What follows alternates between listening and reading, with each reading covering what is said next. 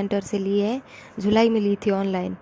मैंने तब किसी को नहीं बताया था क्योंकि मेरी फैमिली में ऐसी चीज़ों में भरोसा नहीं करता कोई भी। मैं नामदान सेंटर पे गई तो नहीं थी, लेकिन रोज़ उनके कॉल आते थे कि आप एक बार आओ, आप एक बार आओ। वीडियो कॉल भी करते थे और कि आपको देखना है, ऐसा वैसा, मतलब वो अजीब तरीके से बात करते थे। और कई बार मना करने के बाद भी वो आज तक कॉल करते हैं कि आप एक बार आओ, आपका फॉर्म वगैरह लेके जाओ। मैंने मना कर दिया, मैं कॉल रिसीव नहीं करती हूँ उनके। जहाँ तक संभव हो मैं हर नियम की पालना करती हूँ जो गुरुजी ने बता रखे हैं, बट कभी कभार फैमिली की वजह से मजबूरन आन उपासना करनी पड़ जाती है। मैंने फैमिली में बताया था कि मैं ऐसी आन उपासनाएं नहीं करूँगी, लेकिन वो गुरुजी के बारे में ही उल्टा सीधा बोलने लग गए, गालियाँ देने लग गए उन्हें। तो मैंने छोड़ दिया, मैंने कहा चलो ठीक है, मैं आपकी बात मान लूँगी। बट मैंने वो मन से नहीं बोला था, मेरे मन में ऐसा कुछ नहीं था।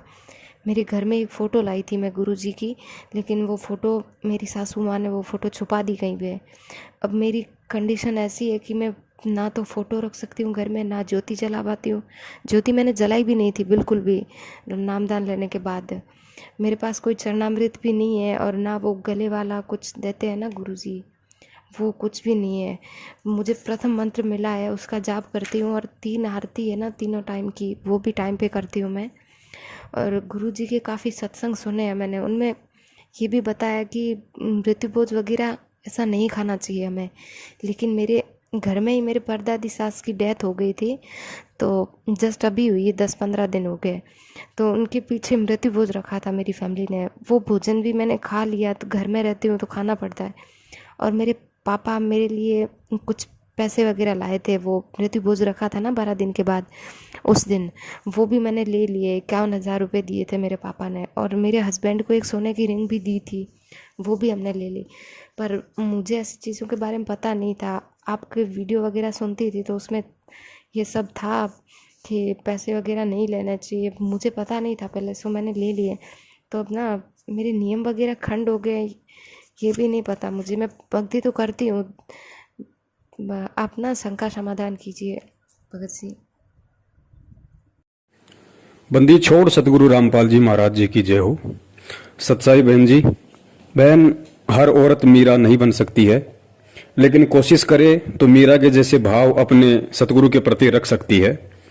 और भाव यदि सतगुरु के प्रति रहेंगे तो फिर सतगुरु अंतर्यामी है, उन्हें सब पता है कि उसके जीवन में क्या क्या परेशानियां हैं, उसके जीवन में कैसी कैसी विपरीत समस्याएं हैं, क्या मजबूरियां हैं। फिर सतगुरु मजबूरियां को अनदेखा कर देता बहन। परमात्मा उन चीजों की तरफ ध्यान नहीं देता है। जिसने अपने हृदय में अपने सतगुरु को, अपने परमात्मा को बैठा लिया, और फिर चाहे ऊपरी दिखावे के लिए या ऊपरी मन से अगर किसी पारिवारिक दबाव में आके यदि वो बहन या भाई अनुपासना भी करता है, तो बहन परमात्मा उन चीजों को नजरअंदाज कर देता है, बशर्ते उसके हृदय में सतगुरु ही बसा होना चाहिए। फिर ये चीजें कोई वैल्यू नहीं रखती है। जिस प्रकार गुरुदेव ने कहा कि भाई नाम दीक्षा लेने के बाद आप किसी भी मंदिर में जाओ, चाहे किसी भी मस्जिद में जाओ, लेकिन आपने उन जगहों पे भक्ति भाव से नहीं जाना, ये मन में धारणा करके नहीं जाना कि इस मंदिर में या इस मस्जिद में फला फला देवता से मुझे कोई भक्ति लाभ होगा। ये भाव लेके हमने वहां नहीं जाना है। बाकी चाहे आप वहां पे रात दिन रहिए, आप वहीं पे सोइए, कोई दिक्कत नहीं, कोई दोष नहीं, क्योंकि मंदिर और मकान दोनों भगत की दृष्टि में ईंट और पत्थर के बने हुए एक ढांचे हैं, उनमें ना कोई भगवान है।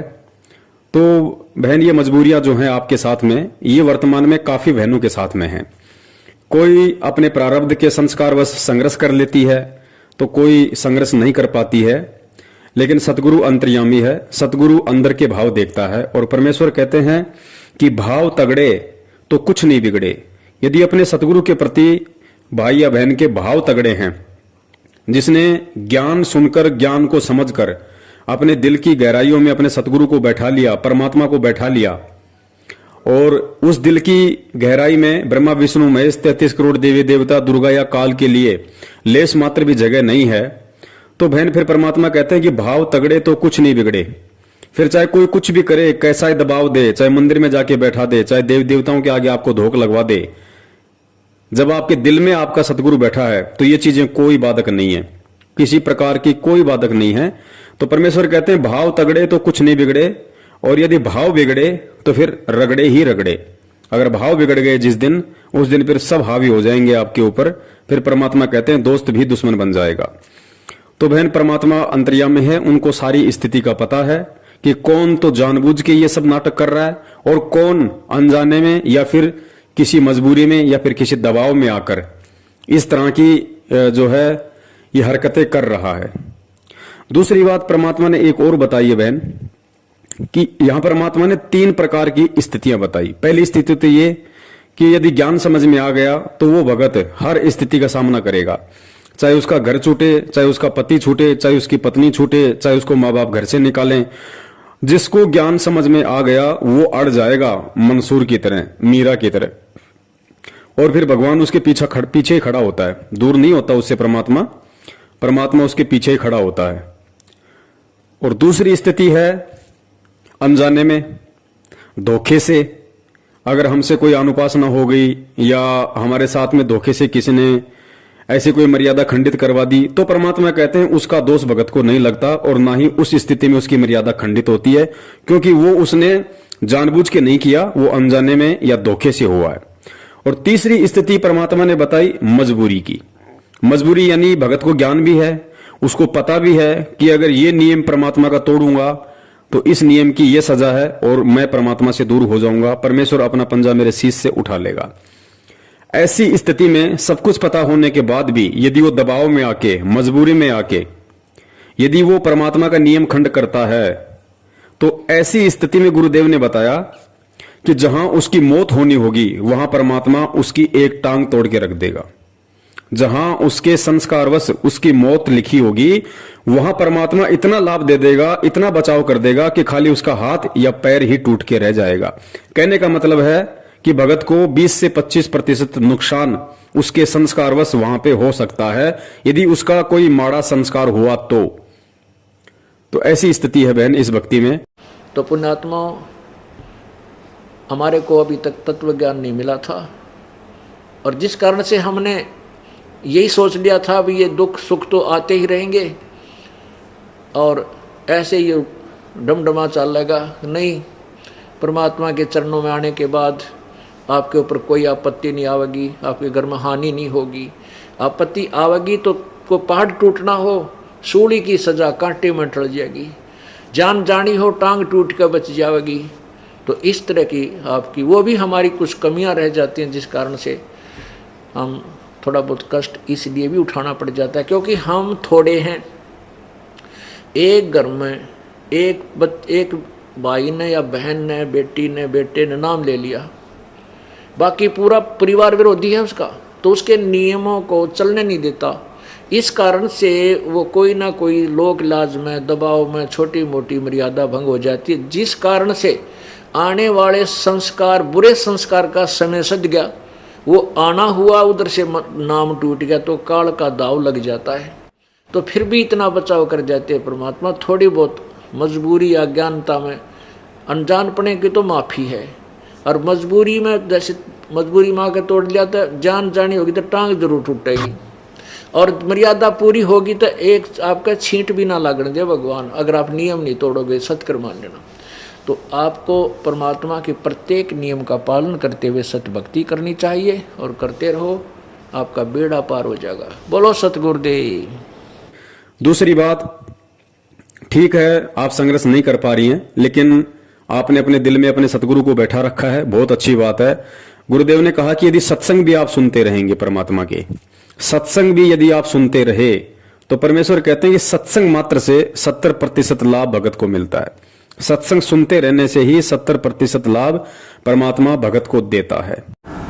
तो यहाँ आपसे प्रार्थना की जाती है, जब तक सत्संग चले आप सब चिंताएं और इधर उधर की गल्ला बातें छोड़ के ध्यान से सत्संग सुनो।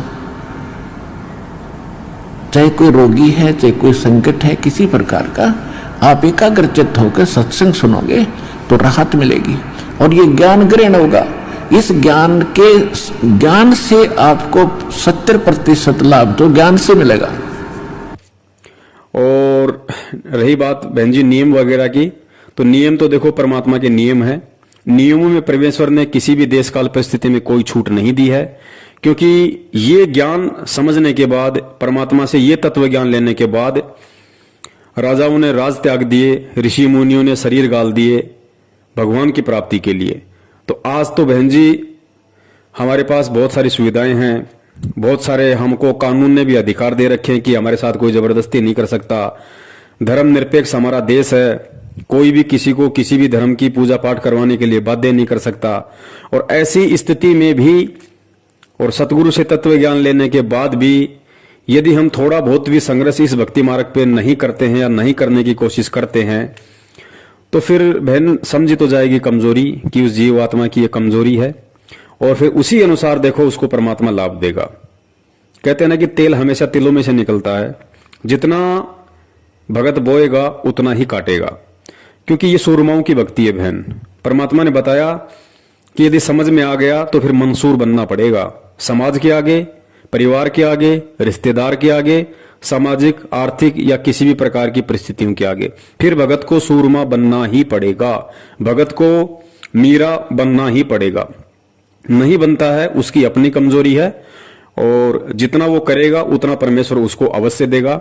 लेकिन वर्तमान में आप जी लगी हुई हैं सतगुरुदेव जी की भक्ति पे, ये भी अपने आप में एक बहुत बड़ी बात है।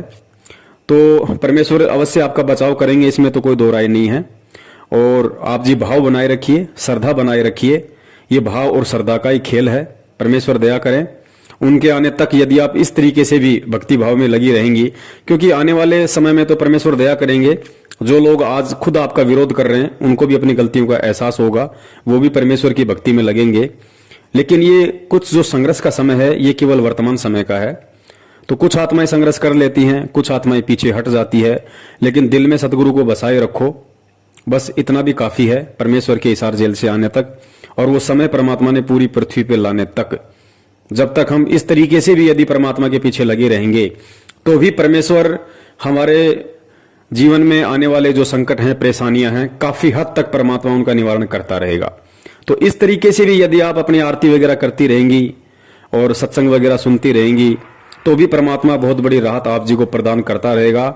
यानी जो आपके भाग्य में जो संस्कार था परमात्मा उसमें भी काफी फेरबदल करेंगे। जो संकट आपके जीवन में आने हैं परमात्मा उनमें आपको 50% तक राहत देगा, अगर इस तरीके से अपने दिल में सतगुरु को बसा के भी यदि आप उनकी भक्ति में लगी रहोगी तो। सत साहिब जय हो बंदी छोड़ के। बोलो सतगुरुदेव की जय हो।